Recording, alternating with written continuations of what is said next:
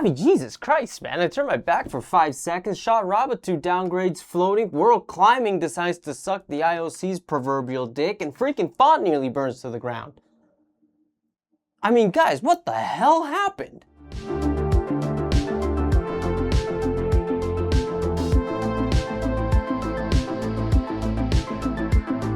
Hello again and welcome back to some climbing news. Boy, has it ever been a while. I have been on holiday. Sorta. Totally abandoned all of you, and while I have no regrets, quick announcement before I get shit going. Number one, big month for Spain. Alberto Gines Lopez won his first ever gold. Our country won our second World Cup. I gotta talk about climbing, not football. I'm excited. It's kind of, not every day that you win the World Cup. It was amazing. Climbing.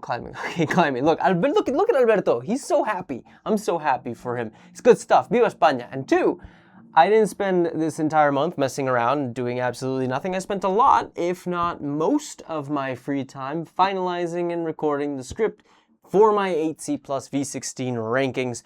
I'm very nearly done editing it. It's over an hour long at this point. It'll be dropping soon, hopefully at some point this week, maybe the next one. So yeah, if you're looking forward to that, you're welcome. Anyways, back to the news. Kind of an old one we gotta catch up on. Shawn Raboutou making his yearly random ass appearance. The frickin' Waldo of climbing. Wally, if you're European, British and Spanish, whatever. Why is the name different? It's Charlie to everyone in France for reasons I'm never gonna understand. Leave it to the French to No. I'm not gonna go down that road, okay? It's my first day back. We're gonna keep things happy. We're gonna keep things lighthearted. It's gonna be very, very nice. I wonder what it is for Shawn and Brooke, since they're both American and French. Is it Waldo? Is it Charlie? Does it matter? Not really. The point is that Shawn sent floating. First day of his most recent trip to Japan, which happened, I don't know. This dude lives in a completely different timeline from literally everyone else on the planet. This could have happened back in 2015 for all we care. I don't understand. Anyways, he suggested a downgrade to 8C V15. Kind of did so with a slash, but let's be real. We all know what he actually meant. And it just kind of goes to show, at least in my opinion, that we have no consensus about how we're supposed to think about grades at all. Because by all the evidence laid out before us, it seems that Shawn is simply giving his opinion on the grade without necessarily taking into account his style, which floating is apparently in. To stark contrast to, say, Noah Wheeler, kind of believes the opposite, where he graded Burden of Dreams as V17 despite the fact that it was very much his style and also easier for him than others at that grade. Clearly. So, which is it? Should your own abilities compared to others in certain styles be considered? Or should you just have a personal grade that you give all the stuff you do, and you always adhere to that personal grade? In my opinion, should be the former, not the latter. Because I can think of a million different examples for which a personal grade can differ wildly from the consensus. Personally, freaking slabs, right? I suck at those. I can't do V6, 7A slab to save my life. I'm weak as shit right now, but back when I was stronger and much more in shape, V5 slab still felt 1,000 times harder than any V8 or whatever higher thing on the planet. In my personal grading scale, a V5 slab should be more like V9, maybe even V10. And yet, am I gonna suggest V9 for a slab that's clearly not that? Because I absolutely freaking suck at slabs? No. So why is Shawn downgrading something he knows he's good at? Just because he did it for a session of a trip, maybe a year or 2 or 3 or 4 after a trip where he worked this thing previously? Similarly, Will Bosey's been shut the hell down by floating for years. Should that mean floating deserves an upgrade? Or should Will Bosey consider the fact that he just sucks at this particular boulder, consider the style, so on and so forth, and grade according to that? What I just said makes most sense in my opinion. So, let's keep doing that. Anyways, man, what do I know? Let me know in the comments if you think I'm wrong. I still can just think of hundreds of boulders that personally feel way harder for the grade than I would otherwise believe. If you're ever in Madrid and for whatever reason find yourself in Tarzalejo, El Tam Tam, 7A V6, that boulder is fucked up. Completely disgusting. Legitimately feels harder to me than the 8A that's right next to it. The stupid thing's insane. I don't get it. I don't understand it. I never will. It makes no sense to me, and yet somehow the consensus is like 5 grades lower than what I personally think. Am I insane, or do I just suck? Or do I just suck at grading? I don't know, man. Who cares? Anyways, let's move on. All right, so this is a frustrating one. World Climbing held an extraordinary General Assembly last Thursday, July 23rd, one that had been on the books for months. A lot of stuff was on the agenda, but most importantly was a vote that would decide if Israel, Russia, and Belarus would be suspended from world climbing competitions. Unfortunately, however, the vote didn't even take place. The extremely simplified summary of what happened goes as follows. 3 motions were brought by the climbing mountaineering federations of Cyprus, the United States, and Australia, and were combined into one single motion. That motion, which passed, asked for the suspension of individual votes against the 3 federations in question, in favor of a, quote, framework that will be based on governance criteria, proportionality, and non-discrimination, aligned with the Olympic Charter and the positions of the International Olympic Committee and International Paralympic Committee, which at this point is all about political neutrality. This new framework has essentially left World Climbing's executive board with the sole authority to suspend a federation, but, and this is important, not the obligation to do so. Under this framework, World Climbing's executive board can also now refer the allegations that the Russian, Belarusian, and Israeli federations violated World Climbing statutes to a disciplinary commission. What that disciplinary commission could possibly be is completely unknown. So, with just a little bit of sleight of hand, World Climbing has managed to claim political neutrality by hiding behind the International Olympics Committee and avoided a vote altogether. The implications of this are actually huge, and I'm still looking into it, so that is really all I can say for now. So I'm going to pass this one on to you guys and ask you guys what you think. Let me know in the comments below. What are you feeling about World Climbing just kind of ignoring everything that like all of these federations have been, you know, throwing at them and asking them to do? What are your thoughts? Yeah, put them down there. Next, looks like Janja's back at it again, hitting up Seus not long after her send of bibliography to make fairly quick work of the route Pornographie 9A14D. This is, as far as I'm aware, the second female ascent of Pornographie, first having been done by Brooke Raboutou nearly a year ago, 16th of August, 2025. How in the hell is it already 2026? Jesus. Alright, not important. Anyway, I'm not entirely sure how long Janja took to do this thing, and seeing as how she's basically a galactic superstar at this point, pretty fair to say she will not be replying to any of my DMs. There's just no way in hell, right? So that's pretty much all I can say. We all know how strong she is. She probably took, like, what, a few goes, 1 session, maybe 2. What I'm trying to get at is that she probably had a harder time walking to the cliff than actually climbing up it. Congrats to Janja, good stuff. I'm guessing we're going to get a video of this for her channel, which is on fire, so soon, yeah, hopefully we'll get a good look at that. Anyways, alright, we're going to Rocklands, not the kilterboard problem, the actual place. Antoine Girard, man, Antoine frickin' Girard, with like one of the proudest ticks the bouldering world could probably offer anyone. Livin freaking large. His first ever 8C plus V16. I mean, like, the decision to go for this thing as like your first ever of a grade is insane to me. Seriously, if you've never heard of Livin Large, please, by God, just do yourself a favor, go give Shauna Raboutou send of this thing a proper look on the YouTubes. It's on Mellow. Because down there. It's generally one of the most beautiful, tall, proud, unique boulder problems in the entire world. And a Nale, god damn it Nale, come back, we miss you, first ascent, which just really shows you how completely ahead of his time that dude was. I mean, like, the vision to just, Anyways, as for Antoine, 5 sessions in total, a seriously terrifying 8-meter, like 30-ish foot fall after a foot slip on the last move. Same fall that Ondra took, and oh yeah, look at that. Adam commented. Of course he commented, who wouldn't? That same fall nearly wrecked Adam's back, so much so that he never tried the freaking boulder ever again. I probably wouldn't have either. Antoine, however, was clearly unbothered by the weight of his massive balls and sent 30 minutes after doing this. Yeah, dude fell into a tree and was fine.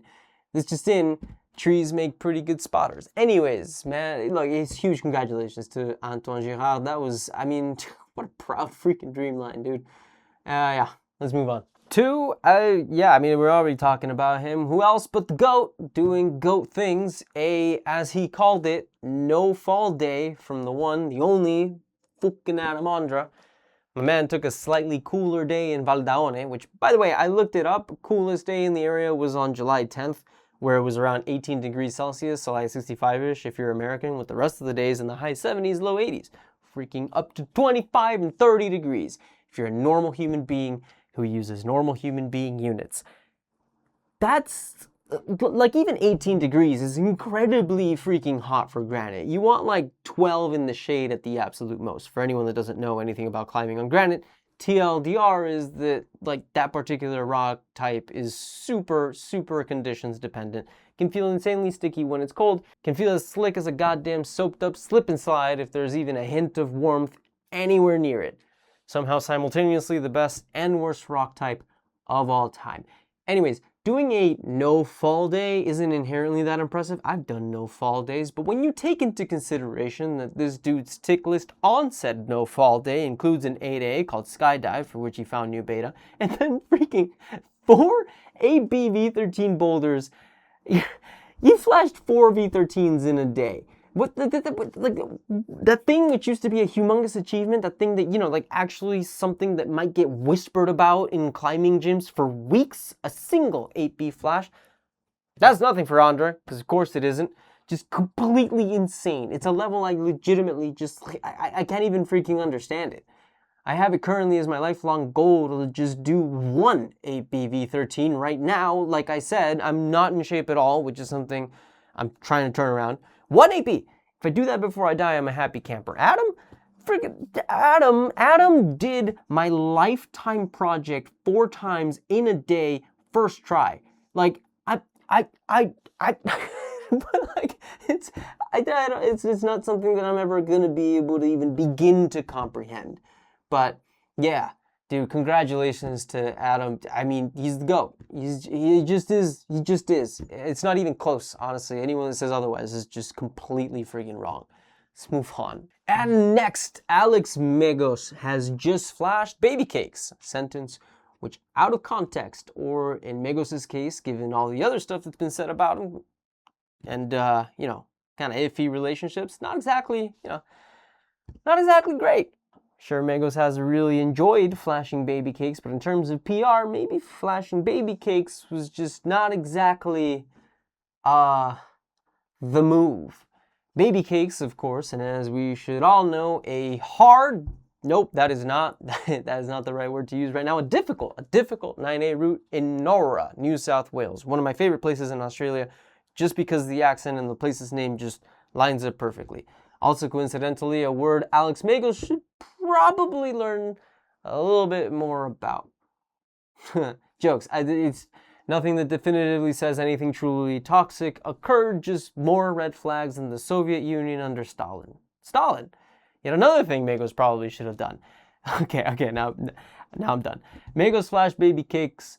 Roots is 9A 514D, his 4th flash of the grade, an extremely impressive thing to do, and that's where I'll be leaving that. I'm done talking about him. Well done, Alex. Let's move on. 2, talk about my least talked about discipline on this show by, honestly, quite a bit, trad. In this case, Ima Ohid, probably the first instance of Welsh that I've encountered while doing this show, which is kind of cool, but also kind of terrifying. How is my pronunciation? To anyone that actually knows any Welsh and is watching. Doubtful that's a thing, but, you know, you never know. Anyways, Hazel Findlay sent Ima Ohid. It's an E10 trad route, 514 in non-brick grades, which makes it pretty freaking goddamn hard. Like, lest we forget, given that I barely get to talk about this discipline, but this is just 2 grades below the current max of Drifter's Escape E12 515. Unless you count Bon Voyage, which is E12 514. Aren't British grades weird? Look, point is, Hazel is a badass and should be considered as such because not only has she just done one of the hardest trad routes in the entire world, she's also a new mom. Well, newish. She had a baby like nearly 2 years ago. Now, I don't really know what it takes to literally do anything after you've had an actual human being growing inside you for 9 months, mostly because A, I haven't done it, and B, I'm physically, biologically, freaking spiritually, what have you, incapable of doing so. But Hazel's been putting out some interesting shit on the gram, particularly about what it takes to still be breastfeeding and the toll that seems to have on women's bodies. Which honestly is like, yeah, duh, right? Like you gotta produce the freaking milk somehow. Of course, that's gonna have, you know, major, like huge implications on your body's ability to recover, perform, maintain. Like, I don't even want to know the hormonal cocktail involved in like the extra calories that are needed. Like, it's not something I'd ever even considered because I'm a dude and a dumbass. All that to say, one, if you haven't checked out Hazel Findlay's Instagram where she goes over all that stuff and you wanna, links is in the description. Stuff's pretty interesting. And two, just to reiterate the fact that Hazel Findlay is a goddamn badass and climbing hard E10 trad is no freaking joke, especially given that this is the second of the grade for her right after Magic Line, which she did back in 2019. Like I said, pretty freaking badass. Also, yeah, like I just talked about her being a mom, but this particular ascent, by the way, in case anyone is curious, means that Hazel is now one of only 9 women to ever climb E10, and is the only woman in the world who has done so twice, other than Bobsy Damn Girl, who's done so 3 times. I said damn girl, it's Zan Girl. Bobsy and Beth Rodden, by the way, currently the only women to ever send E11, both of which did so with Meltdown, which is Beth Rodden's FA, which is like, I mean, I don't know, name a climbing achievement, Meltdown FA is probably right up there alongside the best of the best of the best. So yeah, this is a pretty freaking big deal for trad climbing, which means it's not that big of a deal at all. Time to move on. God damn it. Why did I say that? To another mom, 3 guesses who, right? She's British, she's blonde, her daughter's Frankie, and she's hilarious and adorable. Yeah, it's good old Shauna Coxsey with a send of an 8B plus V14, plus some other stuff. Okay, so, woo, god damn it, I hate grades. I hate grades so much, right? Look, so this keeps happening, where 8B plus V14 just doesn't seem like a big deal anymore because it gets done pretty much every day by dudes that no one's ever heard of. But good lord, we must not forget that for women, this is still a massive deal, right? Look, 1 woman has ever sent 8C plus V16. That's Katie Lamb. 3 women have ever sent more than 1 8C V15. Katie, Yana Zvecheva with 3, and Janja with 2, which puts the total number of women who have ever sent 8C V15 at 10. 10 women, that's it. Counter that with the fact that there are 50 dudes out there who have sent at least 8C plus V16. 36 women in the world have sent at least 8B plus V14, okay? That means that statistically and mathematically speaking, it is a much, much bigger deal for a woman to send 8B plus V14 than it is for a dude to send 8C plus V16. And yet we seem to just not give as much of a crap because the number's not as big. Because V15 gets done literally twice per week by men, so comparatively speaking, yeah, not good. Seriously, that's not good. Guys, Shauna sent Quiet Storm 8B plus V14 as her consolation prize for not putting together Hazel Grace Sit. Again, if 8C is considered like the equivalent of 9A V17 for women, what I just said is that Shauna basically just climbed the equivalent of a V16, threw it out there as an, oh, I didn't send my big proj, but here's a fun little whatever no one will care about kind of thing. You know who cares about it, Shauna? Me.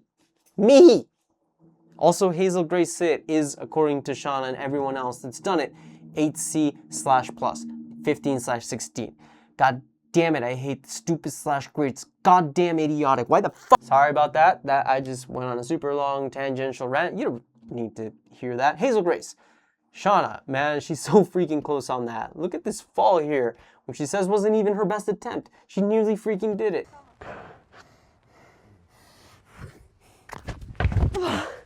Ow. And then had to go home, which is unfortunate. This is freaking massive, and I'm genuinely not seeing anyone talking about it anywhere. Why? I just established that statistically speaking, a woman sending 8B plus V14 is more significant than a dude sending V16. It's legitimately closer to seeing a dude send 9A V17. Literally. 36 women have sent 8B+. Like I said, 27 men who've sent 9A. Isn't that insane?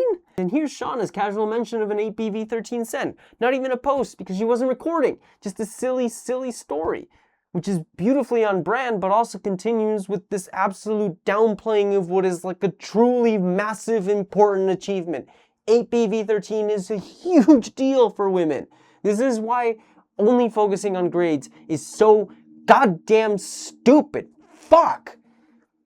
Okay, I'm getting all riled up, and I need to calm down. Congrats to Shauna. Good job. I hope you do Hazel Grace. Let's move on. All right, so given what I've just said about the whole grades thing, let's talk about Lucille Saurel sending Quintessential 8B.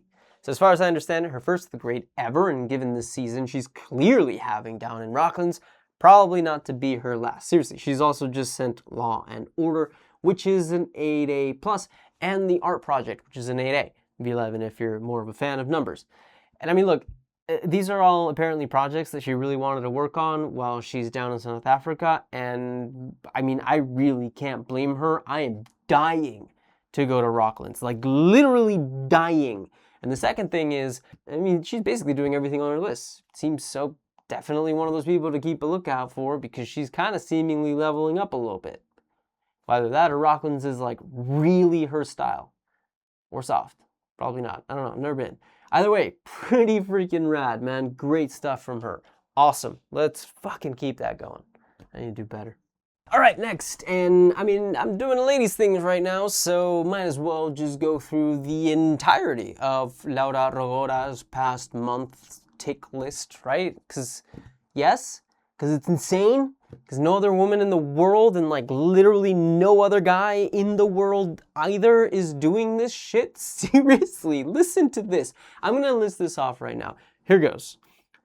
Botanics 9A plus 15A. No Pain No Gain 9A plus 15A. I can't do it. Megaremia 9A 514D and Cosiciarete 9A 14D. That's 2 9A pluses and 2 9As. Would be impressive enough, except she also just freaking on-sited Cosi fan tutte 8C plus 14C, La Reina de la Piscinetta 8C 14B, and Duroi 8B plus 14A. Remember that whole thing where I keep saying that people don't understand how insane it is that Laura keeps on-siting stuff? Yeah.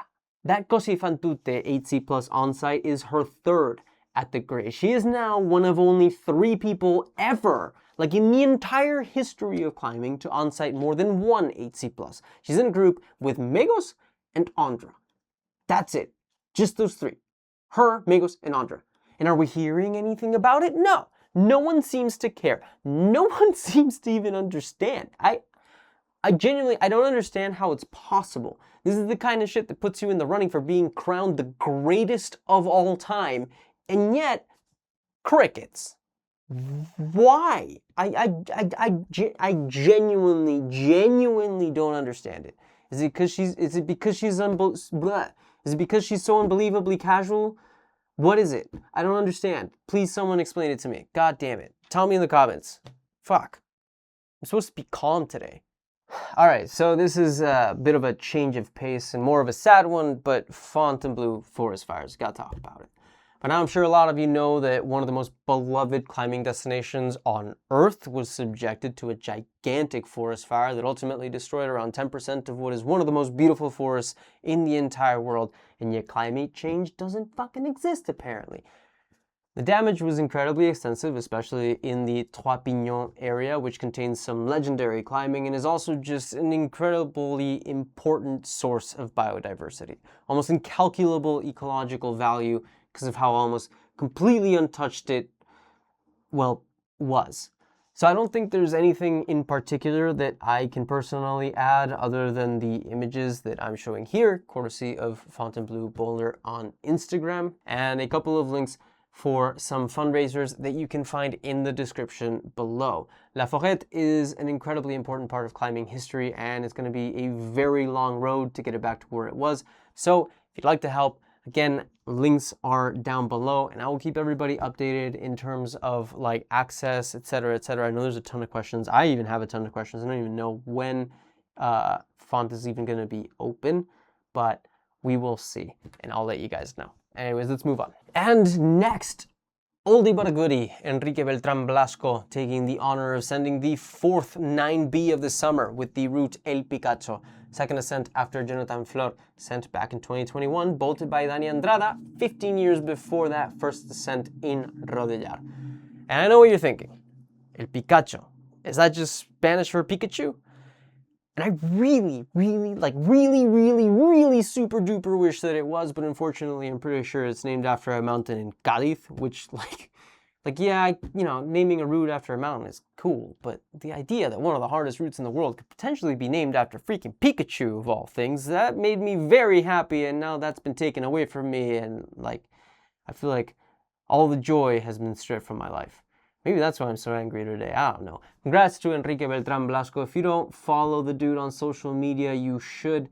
There's not really much to add here, but links below, of course. Go check it. Go check out his stuff. It's cool. He did a really good job, and a much better job than I'm doing of actually talking about him. Okay, on we move to a dude very near and dear to my heart, even though I don't know him at all. Never once spoken to the guy in person. Austin Hoyt, who, while I was away, managed to send Creature from the Black Lagoon 8C plus V16, his second of the grade, 7 sessions, with a 45-minute rest in the middle to calm the nerves, which to me seems absolutely insane in terms of rest, but that seems to have worked out. Creature is a pretty long boulder problem, so that makes sense. Congratulations, Austin. Well done. Yeah, let's keep going. Alright, well, since I'm still on full-on catch-up mode, as you can probably tell, I figure we gotta do 2 lightning rounds this time, one for sport climbing, the other for bouldering. In the case of sport climbing, which I'm gonna do first, 9A plus lightning round, so here we go. First to last, we've got Leo Boy with an FA of Verdun's Ende in flat anger. Funnily enough, you're not allowed to bolt anything new in that cave, so Leo instead used a trad rack. Gear's still up there right now in case anyone watching wants to give her a go. Big stuff and kind of cool to see the dudes actually adhering to local ethics. Then we got another one from Flatanger, this time Hannes Puman with a send of Kangaroo's Limb. That same route that kind of just doesn't do the big jump and instead goes around it. God, sport climbing is lame. Dude also sent the Illusionist 9A514D few days later. Next, we got Mateo Maroban for his second ever of the grade with Jungle Boogie, a route in Seus. Mateo apparently wanted to get on biography, but found that there were already too many people trying it, so opted for this thing instead. Good thing he did, although this whole story just gives more credence to my assertion that sport climbing, yet again, is ass. Sergio San Martín Fernandez putting together Las Meninas R2, his first ever of the grade, and incredibly, this fucker did so after only climbing for 6 years, which is just straight up disgusting. I don't know him, this is the first time I ever hear about him, and I already freaking hate him. I swear, there's like people born for this shit, and then there's everyone else.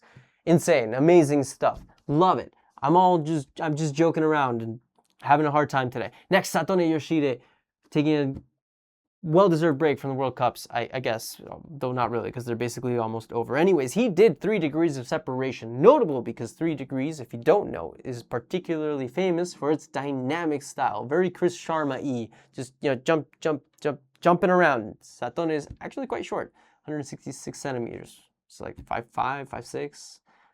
Dude apparently took 7 days to do it, and really only took that long because he basically had to come up with completely new beta, which is wild. Next, Pepa Sindel with a send of Affinita Eletive, his third of the grade, climbed in just 3 days, 6th go and 3rd day, pretty freaking impressive stuff for one of climbing's most notable prodigies. Good stuff from the dude, just 18 years old and following in Ondra's footsteps, as any good Czech kid should. Finally, Giovanni Placci with a send of La Moustache qui Fâche, his 5th of the grade. Pretty good stuff. Also, I just love the name of that climb. That's a great name. I can't stop saying it. La Moustache qui Fâche, La Moustache qui Fâche, La Moustache qui Fâche. Moving on. And then, yeah, you know what it is. 8C lightning round this time. Let's not waste time. Here we go. Same as the 9A pluses, first to last. Julian Bressler who was on fire with a send of Power of Now Direct and Brain Rot, both in Magic Wood. Brain Rot's probably going to just settle at 8C V15. Kinda doubt the Yannick Floyd double downgrade's going to stick, but I mean, yeah, you never know. Next, a huge Rockland send, literally. Elias Yagnema was probably the greatest boulder of all time. Yes? Yes? Yeah, it is. It is. It just is. The finish line. Can't think of a better line than this. It's just, I mean, every time I look at it, I'm just completely blown away. It's insane. The greatest boulder ever. Next, Ben Wheeler, putting together his first ever 8C right after his brother Noah sent the same boulder. Gateway, Drew Ruana FA, who has quietly just kind of disappeared. Ben's leveling up, evolving, actually becoming good at climbing. Who'd have thunk it? Next, and we got Stefano Gasolfi with an FA of a boulder that he's called Pig. P-I-G, I guess. And a repeat of Big Snapper. Big month for Stefano, and I just love seeing him bouldering more and more. It's great for me. Also, dude just yesterday managed to send a 4-low, so that is also pretty freaking dope. And then Simone Tentori with a send of Equanimity, his 14th of the grade. 14th? Huh. All right. I didn't know that. Freaking respect, man. God damn. Dude's kind of a dark horse. All right. And finally, Marcello Bombardi with a send of Murano Low, his 2nd of the grade. And not only his 2nd of the grade, but the guy proposed this thing as a potential slash boulder because a hold broke. So, potential? Possibly even harder? Who knows? That about does the 8C lightning round thing. But hey, that was some climbing news. Good to be back, I suppose. Thanks again, and as always, for watching the video. Please don't forget to like, subscribe, comment, all that good stuff. I will see you guys again on Thursday, but until then, of course, and as always, go climb some stuff.